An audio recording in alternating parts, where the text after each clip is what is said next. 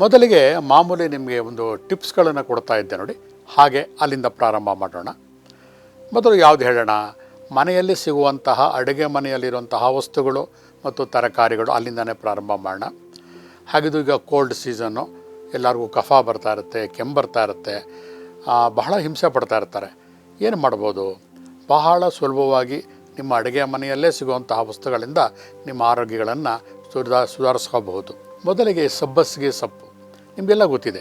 ಮನೇಲಿ ಅಡುಗೆ ತರಕಾರಿ ಮಾಡೋಕ್ಕೋಸ್ಕರ ಸಬ್ಬಸಿಗೆ ಸೊಪ್ಪು ಅಂತ ತರ್ತಾ ಇದ್ದೀರಾ. ಇದು ಯಾತಕ್ಕೆ ಒಳ್ಳೆಯದು ಅಂತಂದರೆ, ಈ ಚಳಿಗಾಲದಲ್ಲಿ ಬರುವಂತಹ ವಾತ, ಮೈಕೈ ನೋವು, ಕಫ, ಇದಕ್ಕೆ ಸಂಬಂಧಪಟ್ಟಂತಹ ಎಲ್ಲ ಕಾಯಿಲೆಗಳಿಗೂ ಕೂಡ ಈ ಸಬ್ಬಸಿಗೆ ಸೊಪ್ಪು ರಾಮಬಾಣ. ಸಬ್ಬಸಿಗೆ ಸೊಪ್ಪನ್ನ ಬರೀ ಸಾಂಬಾರು ಮಾಡೋಕ್ಕೆ ಅಷ್ಟೇ ಅಲ್ಲ, ರೊಟ್ಟಿ ಮಾಡುವಾಗ, ಚಪಾತಿ ಮಾಡುವಾಗ ಎಲ್ಲದಕ್ಕೂ ಕೂಡ ಅದನ್ನು ಮಿಕ್ಸ್ ಮಾಡಿದಾಗ ಏನಾಗುತ್ತೆ, ಜೀರ್ಣಶಕ್ತಿ ಕೂಡ ಜಾಸ್ತಿ ಆಗುತ್ತೆ. ಜೊತೆಗೆ ವಾತಕ್ಕೆ ಸಂಬಂಧಪಟ್ಟಂತಹ ಮೈಕೈನ ಎಳೆತಗಳು ಎಲ್ಲವೂ ಕೂಡ ಕಡಿಮೆ ಆಗುತ್ತೆ ಬಂಧುಗಳೇ. ಸಾಮಾನ್ಯವಾಗಿ ಎಷ್ಟೋ ಜನ ಏನು ಮಾಡ್ತಾರೆ, ಈ ಸಬ್ಬಸಿಗೆ ಸೊಪ್ಪನ್ನು ಬರೀ ಸಾರು ಮಾಡೋಕ್ಕೆ ಮಾತ್ರ ಯೂಸ್ ಮಾಡ್ತಾರೆ.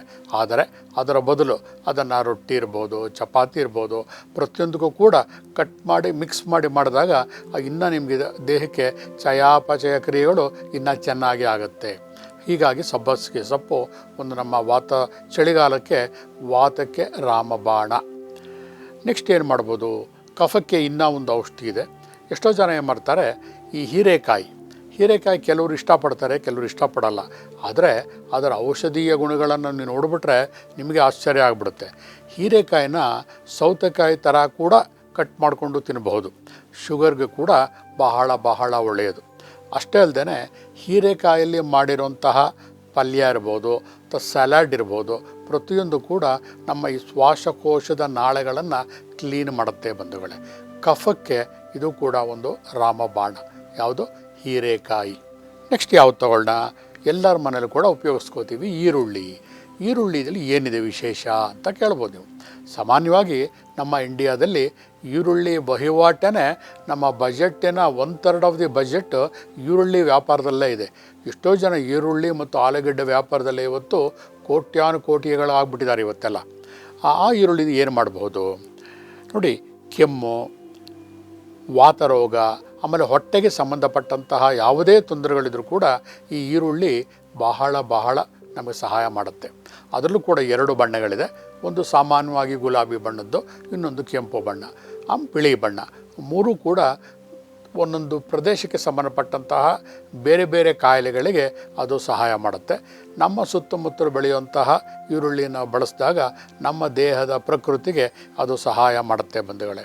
ಸಾಮಾನ್ಯವಾಗಿ ಬೇಸಿಗೆ ಕಾಲದಲ್ಲಿ ಬರುವಂತಹ ಹೊಟ್ಟೆ ಉರಿ ಇರ್ಬೋದು, ಹೊಟ್ಟೆ ಸಂಕಟ ಇರ್ಬೋದು, ಅಥವಾ ಈ ತುಂಬ ಬರ್ಗರು, ಪಿಜ್ಜಾ ಇಂಥವೆಲ್ಲ ತಿಂದು ದೇಹದಲ್ಲಿ ಉಷ್ಣತೆ ಜಾಸ್ತಿ ಆದಾಗ ಇದೇ ಈರುಳ್ಳಿಯನ್ನು ಕಟ್ ಮಾಡಿ ನೀರು ಮಜ್ಜಿಗೆಗೆ ಹಾಕಿ ಕುಡಿದಾಗ ದೇಹ ತಂಪಾಗುತ್ತೆ. ನೋಡಿ ಎಷ್ಟಿದೆ ಮನೆಯಲ್ಲಿರುವಂತಹ ಈರುಳ್ಳಿ. ಯಾವ ಔಷಧಿ ಕೂಡ ಬೇಕಾಗಿಲ್ಲ ನಿಮಗೆ. ವಾತ, ಪಿತ್ತ, ಕಫ, ಕೆಮ್ಮು ಎಲ್ಲ ಮಾಡ್ಬೋದು. ಇನ್ನೊಂದು ಭಾಳ ಸಿದ್ಧೌಷಧ ಕೆಲವರಿಗೆ ಗೊತ್ತಿಲ್ಲ. ಇದೇ ಈರುಳ್ಳಿಯನ್ನು ಸ್ಲೈಸ್ಗಳಾಗಿ ಕಟ್ ಮಾಡಿ ಒಂದು ಗಾಜಿನ ಜಾರಲ್ಲಿ ಹಾಕಿಡಿ. ಅದು ಲೆವೆಲ್ ತುಂಬುವವರೆಗೆ ಒಳ್ಳೆಯ ಪರಿಶುದ್ಧವಾದಂತಹ ಕೂರ್ಗ್ ಜೇನುತುಪ್ಪವನ್ನು ತುಂಬಿಡಿ. ಕೇವಲ 5 ದಿವಸಗಳ ಕಾಲ ಆ ಈರುಳ್ಳಿಯ ರಸ ಪ್ಲಸ್ ಜೇನು 2 ಸೇರಿ ನಿಮ್ಮ ಕೆಮ್ಮಿಗೆ ಸಿದ್ಧೌಷಧ ರೆಡಿಯಾಗುತ್ತೆ ಬಂಧುಗಳೇ. ನೀವು ಮಾಡಬೇಕಾಗಿರೋದಷ್ಟೇ, ಆ ಜಾರಲ್ಲಿ ಈರುಳ್ಳಿ ಹಾಕಿರ್ತೀರ, ಅದು ತುಂಬುವವರೆಗೆ ಜೇನನ್ನು ಹಾಕಿರ್ತೀರ. 5 ದಿವಸದ ನಂತರ ಅದರಲ್ಲಿರುವಂತಹ ರಸವನ್ನು ಸ್ಪೂನ್ನಲ್ಲಿ ಬೆಳಗ್ಗೆ, ಮಧ್ಯಾಹ್ನ, ಸಾಯಂಕಾಲ 3 ಸಲ ಮಕ್ಕಳಿಗಿರ್ಬೋದು, ದೊಡ್ಡವರಿಗಿರ್ಬೋದು ಕೊಟ್ಟಾಗ ಎಂತಹದೇ ಕೆಮ್ಮಿದ್ರೂ ಕೂಡ ಕಂಟಿನ್ಯೂಸ್ ಆಗಿ ಕೆಮ್ತಾ ಇರ್ತೀವಲ್ಲ, ಡ್ರೈ ಕಾಫ್ ಇರ್ಬೋದು, ಕೋಲ್ಡ್ ಕಾಫ್ ಇರ್ಬೋದು, ತಕ್ಷಣವೇ ಕಂಟ್ರೋಲ್ ಬರುತ್ತೆ. ಈರುಳ್ಳಿಗೆ ಅಂತಹ ಒಂದು ಶಕ್ತಿ ಇದೆ. ನೆಕ್ಸ್ಟ್ ಏನು ಮಾಡ್ಬೋದು, ಎಲ್ಲರಿಗೂ ಗೊತ್ತಿದೆ, ಶುಂಠಿಗೆ ಸಾಮಾನ್ಯ ಏನಪ್ಪ ಅಂದರೆ ಹೊಟ್ಟೆಗೆ ಸಂಬಂಧಪಟ್ಟಂತಹ ಯಾವುದೇ ತೊಂದರೆ ಇರ್ಬೋದು. ಈ ಬೆಳ್ಳುಳ್ಳಿ ಜೊತೆಗೆ ಶುಂಠಿ 2 ಕೂಡ ಬಹಳ ತೀಕ್ಷ್ಣವಾಗಿರುವಂತಹ ಒಂದು ಶಕ್ತಿ ಇರುವಂತಹ ವಸ್ತುಗಳವೆರಡು ಕೂಡ. ಅದನ್ನು ಭಾಳ ಹುಷಾರಾಗಿ ಯೂಸ್ ಮಾಡಬೇಕು.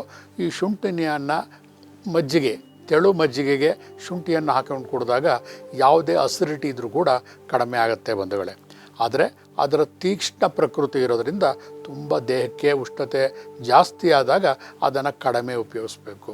ಶುಂಠಿನ ಸಾಮಾನ್ಯ ಯಾವುದಕ್ಕೆ ಉಪಯೋಗಿಸ್ತಾರೆ? ಬರೀ ಅಡುಗೆಗೆ ಮಾತ್ರ ಉಪಯೋಗಿಸ್ತಾರೆ. ಅಂದರೆ ಉಪ್ಪಿಟ್ಟಿಗೆ ಹಾಕ್ಬೋದು, ಚಟ್ನಿ ಮಾಡುವಾಗ ಹಾಕ್ಬೋದು, ಮಜ್ಜಿಗೆಗೆ ಹಾಕ್ಬೋದು. ಅದನ್ನು ತುರಿದು ಬಿಟ್ಟು ಸಾಕಷ್ಟು ಅಡುಗೆಗಳಿಗೆ ಈವನ್ ಕೋಸಂಬರಿ ಅವೆಲ್ಲ ಮಾಡ್ತಾರಲ್ಲ ಅದಕ್ಕೂ ಕೂಡ ಹಾಕ್ಬೋದು. ಯಾವಾಗ ನಮ್ಮ ಆಹಾರದಲ್ಲಿ ಶುಂಠಿಯನ್ನು ಪದೇ ಪದೇ ಉಪಯೋಗಿಸ್ತಾ ಇರ್ತೀವೋ ಈ ವಾತಕ್ಕೆ ಸಂಬಂಧಪಟ್ಟಂತಹ ತೊಂದರೆಗಳು ಯಾವುದೂ ಬರುವುದಿಲ್ಲ. ಸ್ಪೆಷಲ್ಲಾಗಿ ಈ ಚಳಿಗಾಲದಲ್ಲಂತೂ ಶುಂಠಿ ರಾಮಬಾಣ. ಇನ್ನೂ ಒಂದು ಹೆಜ್ಜೆ ಮುಂದೆ ಹೋದರೆ ನಾವು ಈ ಟೀ ಮಾಡ್ತೀವಲ್ಲ, ಟೀ ಮಾಡುವಾಗ ಕೂಡ ಅದಕ್ಕೆ ಶುಂಠಿಯ 2-3 ಸಣ್ಣ ಎಸಳುಗಳನ್ನು ಹಾಕಿದಾಗ ಮಸಾಲೆ ಟೀ ಆರೋಗ್ಯಕ್ಕೂ ಒಳ್ಳೆಯದು, ಬಾಯಿಗೂ ಹಿತಕರವಾಗಿರುತ್ತೆ ಬಂಧುಗಳೇ. ನೆಕ್ಸ್ಟ್ ಬೆಳ್ಳುಳ್ಳಿ ಬಗ್ಗೆ ಹೇಳಬೇಕು ಅಂತಂದರೆ ಅದೇ ಒಂದು ದಿನ ಹೇಳ್ತಾ ಇರ್ಬೋದು. ಯಾಕಂದರೆ ಹಿಂದೆ ಯಾವುದೋ ಒಂದು ಎಪಿಸೋಡಲ್ಲಿ ಹೇಳಿದೆ, ಬಹಳ ಫಾಸ್ಟಾಗಿ ಬೆಳಕಿಗೆ ವೇಗಕ್ಕಿಂತ ಜಾಸ್ತಿ ವೇಗವಾಗಿ ಅದರ ಶಕ್ತಿ ನಮ್ಮ ದೇಹಕ್ಕೆ ಹರಡುತ್ತೆ ಬಂಧುಗಳೇ. ಕಾಲಿನ ಹೆಬ್ಬೆರಳಿನ ತುದಿಗೆ ಬೆಳ್ಳುಳ್ಳಿಯನ್ನು ಒಂದು ಬಟ್ಟೆಯಲ್ಲಿ ಕಟ್ಟಿದಾಗ ಅದರ ವಾಸನೆ ನಮ್ಮ ಬಾಯಲ್ಲಿ ತಕ್ಷಣವೇ ಬರುತ್ತೆ. ಅಂದರೆ ಲೆಕ್ಕ ಹಾಕಿ ಇಷ್ಟು ಬೇಗ ನಮ್ಮ ದೇಹದಲ್ಲಿ ಪ್ರವೇಶಿಸುತ್ತೆ.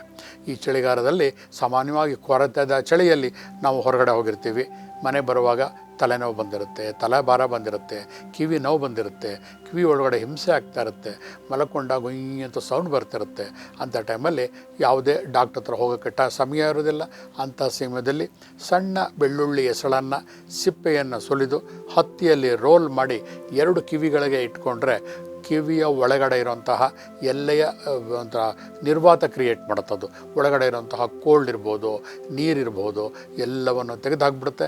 ಹಾಗಾಗಿ ತಕ್ಷಣವೇ 1 ಗಂಟೆಯಲ್ಲಿ ನಿಮ್ಮ ಕಿವಿಯ ನೋವು ಕಡಿಮೆ ಆಗುತ್ತೆ. ಅಷ್ಟೇ ಅಲ್ಲ, ಕಿವಿ ನೋವು ಕಡಿಮೆ ಆಗಿ ಕಿವಿ ಉರಿ ಬರೋಕ್ಕೆ ಶುರು ಆಗುತ್ತೆ. ಅಷ್ಟು ಫಾಸ್ಟಾಗಿ ಆ ಬೆಳ್ಳುಳ್ಳಿ ವರ್ಕ್ ಮಾಡುತ್ತೆ ಬಂಧುಗಳೇ. ಮೆದುಳಿಗೆ ಬರೋಣ.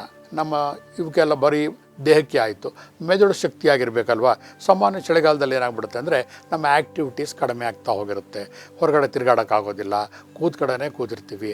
ಹಾಗಾಗಿ ಮೆದುಳು ನಿಷ್ಕ್ರಿಯ ಆಗಿರುತ್ತೆ.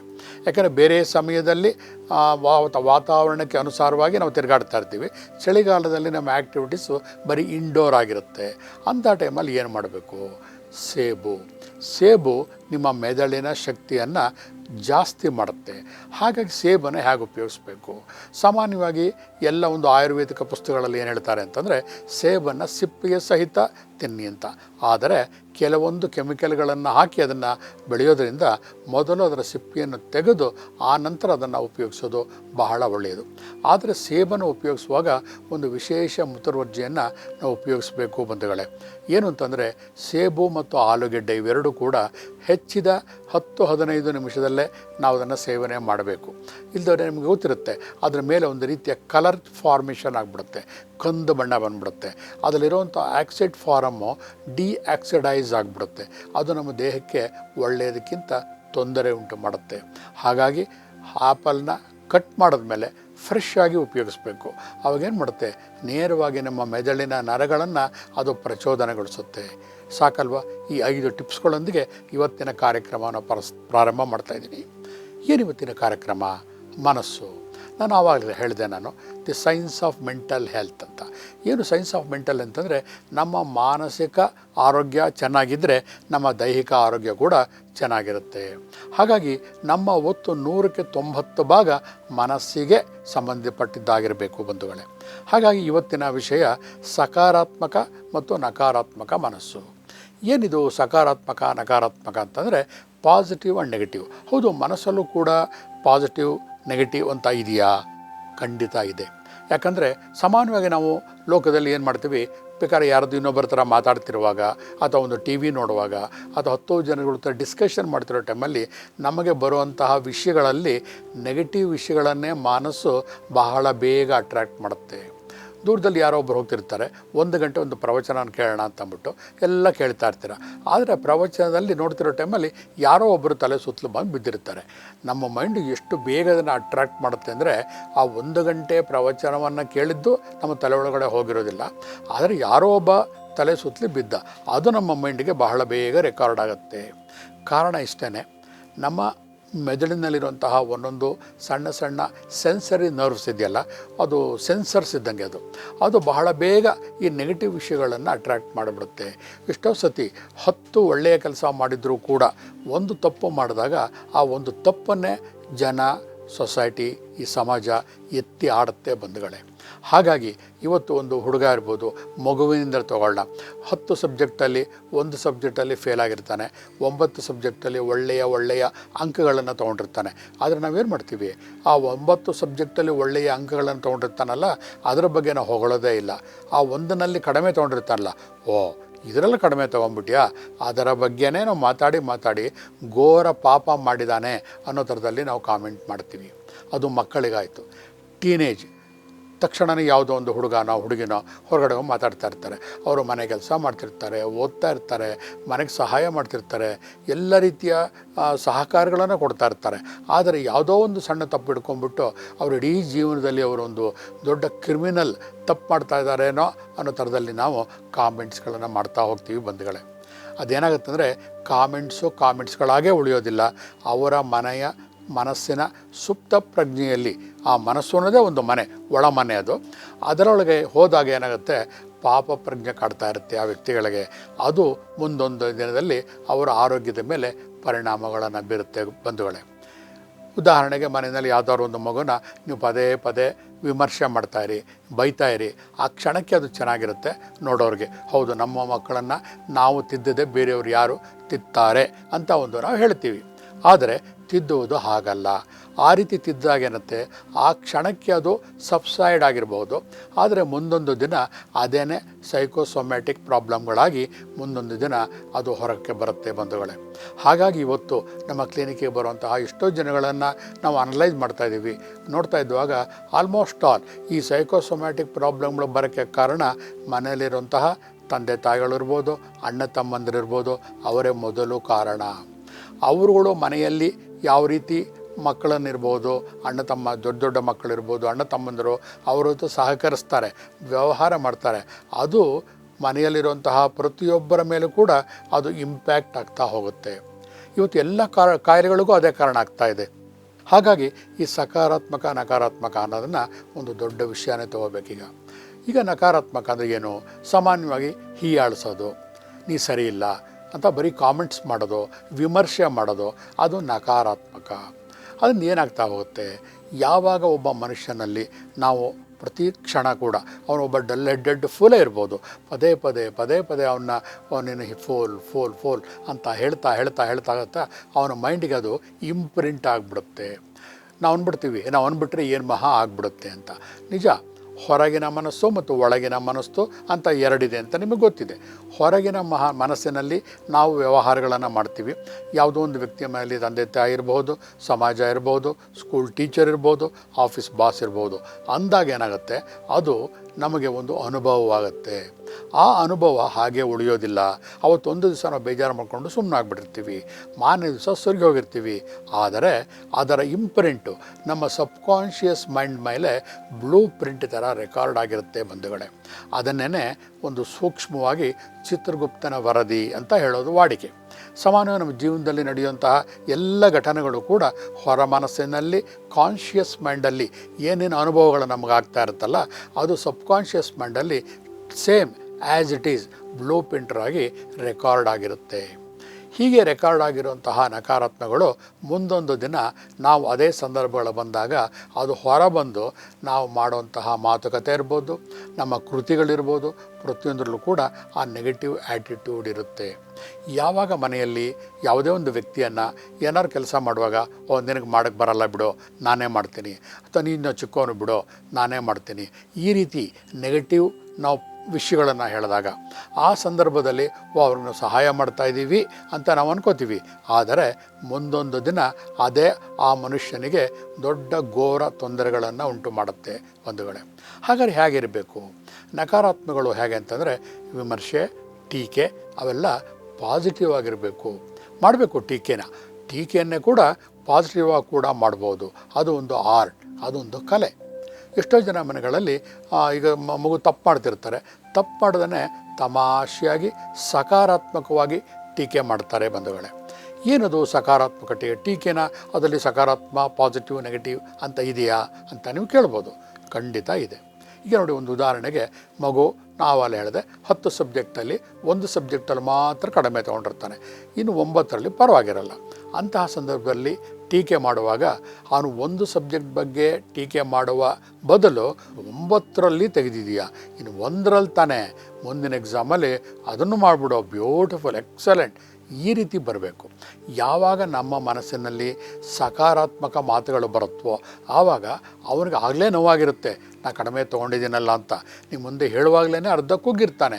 ಅದನ್ನು ಇನ್ನೂ ಕುಗ್ಗಿಸುವ ಬದಲು ಸಕಾರಾತ್ಮಕವಾಗಿ ನಾವು ಮಾತಾಡಿದಾಗ ಅದು ಅವನ ಹೊರ ಮನಸ್ಸಿನಿಂದ ಒಳ ಮನಸ್ಸಿಗೆ ಹೋಗಿ ಅಲ್ಲಿ ಸುಪ್ತ ಪ್ರಜ್ಞೆಯಲ್ಲಿ ರೆಕಾರ್ಡ್ ಆಗುತ್ತೆ.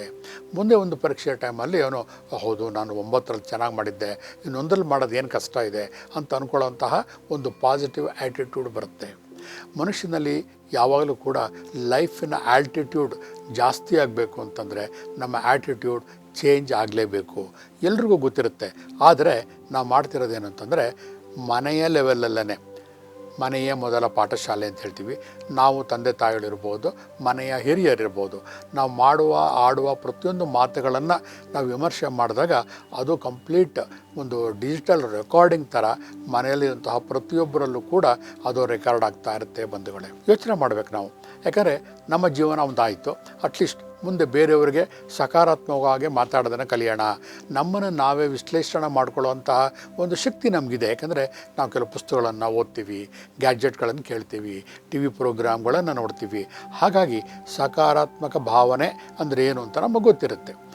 ಗೊತ್ತಿದ್ದು ನಾವು ತಪ್ಪು ಮಾಡಿದಾಗ ಏನಾಗುತ್ತೆ, ಅದು ನಮ್ಮಿಂದ ಕೇಳಿಸಿಕೊಳ್ಳುವ ವ್ಯಕ್ತಿಗಳಿಗಷ್ಟೇ ಅಲ್ಲ, ಮನೆ ಮಂದಿಗಳಿಗೆ ಅಷ್ಟೇ ಅಲ್ಲ, ನಮ್ಮ ಹೆಲ್ತ್ ಮೇಲೆ ಕೂಡ ಪರಿಣಾಮ ಬೀರ್ತಾ ಇರುತ್ತೆ.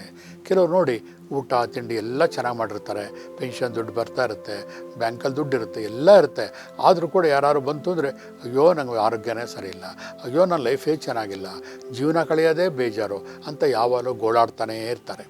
ಇದೇನಾಗಿರುತ್ತೆ, ಒಂದು ವ್ಯಕ್ತಿ ಯಾವಾಗ ನೆಗೆಟಿವ್ ಆಗೇ ಥಿಂಕ್ ಮಾಡ್ತಾ ಇರ್ತಾನೆ, ಆ ಮನುಷ್ಯನ ಸ್ವಭಾವನ ಅವಲೋಕನ ಮಾಡಿದಾಗ ಅವನ ಜೀವನವಿಡೀ ಇನ್ನೊಬ್ಬರನ್ನು ಕಾಮೆಂಟ್ಸ್ ಮಾಡೋದು, ವಿಮರ್ಶೆ ಮಾಡೋದು, ಅವರು ಸರಿ ಇಲ್ಲ ಇವರು ಸರಿ ಇಲ್ಲ ಅಂತ ಹೇಳೋದು, ಈ ರೀತಿಯೇ ಸಾಗಿ ಬಂದಿರುತ್ತೆ ಅವನ ಜೀವನ. ಹಾಗಾಗಿ ಅವನ ಲೈಫು ಕೂಡ ಹೇಳಿ ಹೇಳಿ ಹೇಳಿ ಹೇಳಿ ಅವನ ಜೀವನದಲ್ಲೂ ಕೂಡ ಸಬ್ಕಾನ್ಷಿಯಸ್ ಮೈಂಡಲ್ಲಿ ಅದು ರೆಕಾರ್ಡ್ ಆಗಿ ಹೋಗಿರುತ್ತೆ ಬಂಧುಗಳೇ. ಹಾಗಾಗಿ ನಾವು ಮಾಡಬೇಕಾಗಿರೋದಿಷ್ಟೇ, ಪ್ರತಿ ಕ್ಷಣದಲ್ಲೂ ಕೂಡ ನಮ್ಮನ್ನು ನಾವು ಅವಲೋಕನೆ ಮಾಡ್ಕೋಬೇಕು. ನನ್ನ ಬಾಯಿಂದ ಬರ್ತಿರುವಂತಹ ಒಂದೊಂದು ಮಾತು ಕೂಡ ಮುತ್ತು ಇದ್ದಂಗೆ. ಹಾಗಾಗಿ ನಾವು ಮಾತಾಡುವಂತಹ ಪ್ರತಿಯೊಂದು ಮಾತುಗಳು ಕೂಡ ಸಕಾರಾತ್ಮಕವಾಗಿರಲಿ. ಇನ್ನೊಬ್ಬರಿಗೆ ಅದನ್ನು ಟೀಕೆ ಆದರೂ ಕೂಡ ಅದನ್ನು ಸಕಾರಾತ್ಮಕವಾಗಿ ಮಾಡಿದಾಗ ಏನಾಗುತ್ತೆ, ಆ ಮನುಷ್ಯ ಅವರ ಸಂಬಂಧಗಳು ಕೂಡ ಹಾಳಾಗೋದಿಲ್ಲ. ಇವತ್ತು ಸಮಾಜದಲ್ಲಿ ಎಷ್ಟೋ ಜನ ಸಂಬಂಧಗಳು ಹಾಳಾಗೋದಕ್ಕೆ ಕಾರಣ ಈ ನಕಾರಾತ್ಮಕ ಸ್ವಭಾವನೆ. ಯಾವಾಗ ನಾವು ನಮ್ಮಲ್ಲಿ ಬದಲಾವಣೆಯನ್ನು ತಂದ್ಕೋತೀವೋ, ಒಂದು ಗಾದೆ ಇದೆ, ಸಾಮಾನ್ಯವಾಗಿ ಏನೇ ಬದಲಾವಣೆ ಆಗಬೇಕಾದ್ರೆ ಬದಲಾವಣೆಯೇ ಜಗದ ನಿಯಮ ಅಂತ. ಈ ಜಗತ್ತು ಮುಂದುವರಿಬೇಕು ಅಂತಂದರೆ ಬದಲಾವಣೆ ಆಗಲೇಬೇಕು. ಯಾವಾಗ ನಾವು ನಮ್ಮ ಮನಸ್ಥಿತಿಯನ್ನು, ನಾವು ಮಾತನಾಡುವ ಶೈಲಿಯನ್ನು ಬದಲಾವಣೆ ಮಾಡ್ಕೋತೀವಿ, ನಮ್ಮ ಮಾತಿನಲ್ಲಿ ಇವನು ರಾತ್ರಿ 12 ಗಂಟೆ ನಿದ್ದೆಗಣ್ಣಲ್ಲಿ ಕರೆದಾಗಲೂ ಕೂಡ ಬೈಯೋದು ಬದಲು, ರಾತ್ರಿ 12 ಗಂಟೆ ಮಲಗಿರ್ತೀರಪ್ಪ ನೀವು, ಉದಾಹರಣೆಗೆ ಮಲಗಿರೋ ಟೈಮಲ್ಲಿ ಯಾರೋ ಬಂದು ಹೇಳಿಸ್ತಾರೆ, ತುಂಬ ನಿದ್ದೆ ಬಂದುಬಿಟ್ಟಿರುತ್ತೆ. ಅಂಥ ಟೈಮಲ್ಲಿ ನೀವು ಬೈಬಾರ್ದು. ನೀವು ಬೈಯೋಬಿಟ್ಟು, ಏನಪ್ಪ ನನ್ನ ನಿದ್ದೆ ಕೆಡಿಸಿ ನೀನು ತಮಾಷೆ ಖುಷಿ ತೊಗೋತಾ ಇದೆಯಾ, ಈ ರೀತಿ ಸಕಾರಾತ್ಮಕವಾಗಿ ಮಾತಾಡಿ ಬೈಯೋದಕ್ಕಿಂತ. ಆವಾಗ ನಿಮ್ಮ BP ಕೂಡ ಜಾಸ್ತಿ ಆಗೋದಿಲ್ಲ, ಶುಗರ್ ಲೆವೆಲ್ಲು ಕರೆಕ್ಟಾಗಿರುತ್ತೆ. ಹಾಗೆ ನಿಮ್ಮ ಒಳಗಿನ ಮನಸ್ಸು ಉದ್ರೇಕಗೊಳ್ಳೋದಿಲ್ಲ. ಯಾವಾಗಲೂ ಜೀವನದಲ್ಲಿ ವೇಗವಾಗಿ ಸಾಗಬೇಕು ಅನ್ನುವಂತಹ ಅಭಿಲಾಷೆ ನಿಮಗಿದ್ದರೆ, ಜೀವನದಲ್ಲಿ ಸಾಧನೆ ಮಾಡಬೇಕು ಅಂತಿದ್ದರೆ, ಜೀವನದಲ್ಲಿ 10 ಜನಗಳನ್ನು ನಿಮ್ಮ ಅಟ್ರಾಕ್ಷನ್ ಮಾಡಬೇಕು ಅಂತ ಇದ್ದರೆ, ನಿಮ್ಮ ಒಳ ಮನಸ್ಸು ಸಮಾಧಾನವಾಗಿರಬೇಕು. ನಿಮ್ಮ ಒಳ ಮನಸ್ಸು ಸಮಾಧಾನವಾಗಿರಬೇಕು ಅಂದರೆ ಅದು ಉದ್ರೇಕ ಆಗಬಾರ್ದು. ಯಾವಾಗ ಮನಸ್ಸು ಉದ್ರೇಕಗೊಳ್ಳದೆ ಸಮಾಧಾನದಿಂದ ಶಾಂತಿಯುತವಾಗಿರುತ್ತೋ, ಒಳ್ಳೆ ಸಮುದ್ರದ ಥರ, ಆವಾಗೇನಾಗುತ್ತೆ, ಕಂಪ್ಲೀಟು ನಿಮ್ಮಲ್ಲಿ ಸಕಾರಾತ್ಮಕ ಭಾವನೆ ಜಾಸ್ತಿ ಬರುತ್ತೆ. ಜನಗಳು ನಿಮ್ಮ ಮಾತುಗಳಿಗೆ ಅಟ್ರ್ಯಾಕ್ಟ್ ಆಗ್ತಾರೆ, ನಿಮ್ಮ ಮಾತುಗಳನ್ನು ಕೇಳ್ತಾರೆ, ನಿಮಗೆ ಮಾತಿಗೆ ಒಂದು ವ್ಯಾಲ್ಯೂ ಬರುತ್ತೆ. ಅಷ್ಟೇ ಅಲ್ಲ, ನೀವು ಜೀವನದಲ್ಲಿ ಏನಾದ್ರು ಸಾಧಿಸೋಕ್ಕೆ ಹೊರಟಿರ್ತೀರಲ್ಲ, ಆ ಕೆಲಸಗಳೆಲ್ಲ ಆಗುತ್ತೆ ಬಂಧುಗಳೇ. ಯಾವುದೋ ಒಂದು ಸರ್ಕಾರಿ ಆಫೀಸ್ಗೆ ಹೋಗಿರ್ತೀರ, ಅಲ್ಲಿ ಕೂಗಾಡೋದು ಮಾಡೋದು, ಕೆಲಸ ಆಗಲಿಲ್ಲ ಅಂತ ಹಾರಾಡೋದು, ಕಂಪ್ಲೇಂಟ್ ಕೊಡೋದು, ಅದಕ್ಕಿಂತ ಸಕಾರಾತ್ಮಕವಾಗಿ ನನಗಲ್ಲದೆ ಇನ್ಯಾರಿಗೆ ಮಾಡ್ತೀರಾ, ನೀವು ಎಷ್ಟೋ ಜನಕ್ಕೆ ಸಹಾಯ ಮಾಡಿದ್ದೀರಾ, ನನಗೂ ಮಾಡಿ, ಈ ರೀತಿ ಪಾಸಿಟಿವ್ ಆಗಿ ಮಾತಾಡಿದಾಗ ಏನಾಗುತ್ತೆ, ನೆಗೆಟಿವ್ ಆಗಿರುವಂತಹ ಮನುಷ್ಯ ಕೂಡ ನಿಮ್ಮನ್ನು ನೋಡಿ ಮನಸ್ಸನ್ನು ಬದಲಾವಣೆ ಮಾಡಿಕೊಳ್ಳುವಂತಹ ಸಂದರ್ಭಗಳು ಸಾಕಷ್ಟು ಇರುತ್ತೆ. ಹಾಗಾಗಿ ನಮ್ಮ ಜೀವನದಲ್ಲಿ ಸಕಾರಾತ್ಮಕ ಭಾವನೆ ಪ್ರಾರಂಭ ಆಗಬೇಕಾದ್ರೆ ಮೊದಲಿಗೆ ನಾವು ಮಾಡಬೇಕಾಗಿದ್ದು ಇಷ್ಟೇ, ಮೊದಲು ನಕಾರಾತ್ಮಕ ಭಾವನೆಯನ್ನು ಸ್ಟಾಪ್ ಮಾಡಬೇಕು. ಹೇಗೆ ಮನೆಯನ್ನು ಕ್ಲೀನ್ ಮಾಡಬೇಕಾದ್ರೆ ಮೊದಲು ಕಸವನ್ನು ಗುಡಿಸಿ ಧೂಳನ್ನು ಆಚೆ ಹಾಕ್ತೀವಿ, ಆಮೇಲೆ ಒದ್ದೆಯ ಬಟ್ಟೆಯಲ್ಲಿ ಸಾರಿಸ್ತೀವಿ, ಹಾಗೆ ಮನೆಯನ್ನು ನೀಟ್ ಮಾಡ್ತೀವಿ. ಹಾಗೆ ಮೊದಲು ನಕಾರಾತ್ಮಕ ಭಾವನೆಗೆ ಪ್ಲಗ್ ಮಾಡಬೇಕು ನಾವು. ಯಾವಾಗ ನಾವು ನಕಾರಾತ್ಮಕ ಭಾವನೆಗಳನ್ನು ಮಾತಾಡೋದನ್ನು ಕಡಿಮೆ ಮಾಡ್ತೀವೋ, ಕಡಿಮೆ ಅಲ್ಲ ನಿಲ್ಲಿಸೇ ಬಿಡಬೇಕು, ಅದನ್ನು ಸಕಾರಾತ್ಮಕವಾಗಿ ಕನ್ವರ್ಟ್ ಮಾಡಬೇಕು. ಅವಾಗ ಏನಾಗುತ್ತೆ, ನಮಗೇ ಗೊತ್ತಿಲ್ಲದೆ ಇದ್ದಂಗೆ ನಮ್ಮ ಜೀವ ಚೈತನ್ಯ ಇರುತ್ತಲ್ಲ ಅದು ಪುಟಿಯೋದಕ್ಕೆ ಶುರುವಾಗುತ್ತೆ, ಮುಖದಲ್ಲಿ ಒಂದು ರೀತಿಯ ಕಾಂತಿ ಬರೋಕ್ಕೆ ಶುರುವಾಗುತ್ತೆ. ನೀವು ಎಲ್ಲರಿಗೂ ಅಟ್ರಾಕ್ಟ್ ಆಗ್ತೀರಿ, ಇಷ್ಟಪಡ್ತೀರ, ಬೇರೆಯವರು ಇಷ್ಟಪಡ್ತಾರೆ ನಿಮ್ಮನ್ನು, ನಿಮ್ಮ ಸನಿಹೆಗಳನ್ನು ಇಷ್ಟಪಡ್ತಾರೆ. ಈ ವ್ಯಕ್ತಿ ಅಂತಂದರೆ ಇಷ್ಟ. ಯಾವುದೇ ಒಂದು ಕೆಲಸ ಕಾರ್ಯಗಳನ್ನು ನಿಮ್ಮನ್ನು ಆಹ್ವಾನಿಸ್ತಾರೆ. ಅಷ್ಟೇ ಅಲ್ಲ, ನಿಮ್ಮ ಎಲ್ಲ ಕೆಲಸ ಕಾರ್ಯಗಳು ಕೂಡ ಸುಗಮವಾಗಿ ಆಗುತ್ತೆ ಬಂಧುಗಳೇ. ಹಾಗಾಗಿ ಇವತ್ತಿನಿಂದನೇ ಏನು ಮಾಡಿ, ನಿಮ್ಮ ಆರೋಗ್ಯ ಚೆನ್ನಾಗಿರಬೇಕು ಅಂತಂದರೆ ನಿಮ್ಮ ಮಾತು, ಕತೆ, ಜೀವನ ಶೈಲಿ, ಲೈಫ್ ಸ್ಟೈಲ್ ಅಂತ ಇದೆಯಲ್ಲ, ಅದರಲ್ಲಿ ಈ ಸಕಾರಾತ್ಮಕ ಭಾವನೆ, ನಕಾರಾತ್ಮಕ ಭಾವನೆ ಒಂದು ಭಾಗ ಆಗಿರಲಿ. ನಕಾರಾತ್ಮಕವನ್ನು ಸ್ಟಾಪ್ ಮಾಡಿ ಸಕಾರಾತ್ಮಕವನ್ನು ರೂಢಿ ಮಾಡ್ಕೊಳ್ಳಿ. ಯಾವಾಗ ಪಾಸಿಟಿವ್ ಆಗಿ ಮಾತಾಡೋಕ್ಕೆ ಶುರು ಮಾಡ್ತೀರೋ ನಿಮಗೇ ಗೊತ್ತಿಲ್ಲದಿದ್ದಂಗೆ ನಿಮ್ಮ ಮುಖದಲ್ಲಿ ನಗು ಚಿಮ್ಮಿ ಬರುತ್ತೆ, ಮುಖದಲ್ಲಿ ಮುಗುಳ್ನಗು ಇರುತ್ತೆ. ಯಾವಾಗ ನಿಮ್ಮ ಮುಖದಲ್ಲಿ ಮುಗುಳ್ನಗು ಇರುತ್ತೆ, ನಿಮ್ಮ ಮುಖದಲ್ಲಿ ಬುದ್ಧನ ಥರ ಒಂದು ಶಾಂತಿಯ ವಾತಾವರಣ ಕ್ರಿಯೇಟ್ ಆಗುತ್ತೆ. ಯಾವಾಗ ಒಂದು ಮುಖದಲ್ಲಿ ಶಾಂತಿ ಇರುತ್ತೋ ನಿಮ್ಮ ದೇಹದ ಸುತ್ತಲೂ ಇರುವಂತಹ ಔರ ಪ್ರಭಾಕಾಯ ಅದು ಸ್ಟ್ರಾಂಗ್ ಆಗುತ್ತೆ. ಯಾವಾಗ ಪ್ರಭಾಕಾಯ ಸ್ಟ್ರಾಂಗ್ ಆಗಿರುತ್ತೋ ನಿಮ್ಮ ಒಳಗಡೆ ಇರುವಂತಹ ಜೀವ ಚೈತನ್ಯದಲ್ಲಿ ಯಾವುದೇ ಕ್ರ್ಯಾಕ್ಗಳಿರೋದಿಲ್ಲ. ಅದೇನಾಗುತ್ತೆ, ಆವಾಗ ನಿಮ್ಮ ಆರೋಗ್ಯ ಇನ್ನೂ ಸದೃಢವಾಗುತ್ತೆ. ನೀವು ತಗೊಳ್ಳುವಂಥ ಆಹಾರ, ನಿಮ್ಮ ಜೀವನ ಶೈಲಿ ಎಷ್ಟೇ ಕಡಿಮೆ ಮಟ್ಟದಲ್ಲಿದ್ದರೂ ಕೂಡ ನಿಮ್ಮ ಆರೋಗ್ಯ ಸದೃಢವಾಗಿರುತ್ತೆ ಬಂಧುಗಳೇ. ಹಾಗಾಗಿ ಇವತ್ತಿನಿಂದನೇ ಪ್ರಾರಂಭ ಮಾಡಿ ನಕಾರಾತ್ಮಕ ಚಿಂತನೆಯನ್ನು ಬಂದ್ ಮಾಡಿ ಸಕಾರಾತ್ಮಕ ಚಿಂತೆಗಳನ್ನು ಜಾಸ್ತಿ ಮಾಡ್ಕೊಳ್ಳಿ. ನಿಮ್ಮ ಔರಾನ ಸ್ಟ್ರಾಂಗ್ ಮಾಡ್ಕೊಳ್ಳಿ. ಆವಾಗ ಹೊರಗಡೆಯಿಂದ ಶತ್ರುಗಳು ಕೂಡ ನಿಮ್ಮನ್ನು ಅಟ್ಯಾಕ್ ಮಾಡೋದಿಲ್ಲ. ಹೊರಗಿನ ಶತ್ರುಗಳು ಅಂದರೆ ಯಾರು, ಯಾವುದೇ ನೆಗೆಟಿವ್ ವಿಷಯಗಳು ಕೂಡ ನಿಮ್ಮನ್ನು ಬಾಧಿಸೋದಿಲ್ಲ. ಹಾಗಾಗಿ ಇವತ್ತಿನಿಂದ ನಿಮ್ಮ ಗುರಿ ನಿಮ್ಮ ಮಾತು ಕತೆಗಳ ಕಡೆ ಇರಲಿ. ಅದನ್ನು ನಿಮ್ಮ ಲೈಫ್ ಸ್ಟೈಲ್ನಲ್ಲಿ ಅಳವಡಿಸಿಕೊಂಡು ಸಕಾರಾತ್ಮಕವಾಗಿ ಪಾಸಿಟಿವ್ ಆಗಿ ಮಾತಾಡೋಕ್ಕೆ ಶುರು ಮಾಡಿದಾಗ ನಿಮ್ಮ ವ್ಯಕ್ತಿತ್ವವೇ ಬದಲಾಗ್ತಾ ಹೋಗುತ್ತೆ ಬಂಧುಗಳೇ. ಹಾಗಾಗಿ ಇವತ್ತಿನ ಎಪಿಸೋಡಿನಲ್ಲಿ ಮೊದಲನೆಯ ಮೆಟ್ಟಲು ಸಕಾರಾತ್ಮಕವಾಗಿ ನಾವು ಬೆಳವಣಿಗೆಯನ್ನು ಹೊಂದೋಣ. ಈ ವಿಷಯವನ್ನು ಹೇಳಿ ಇವತ್ತಿನ ಕಾರ್ಯಕ್ರಮವನ್ನು ಮುಗಿಸ್ತಾ ಇದ್ದೀನಿ.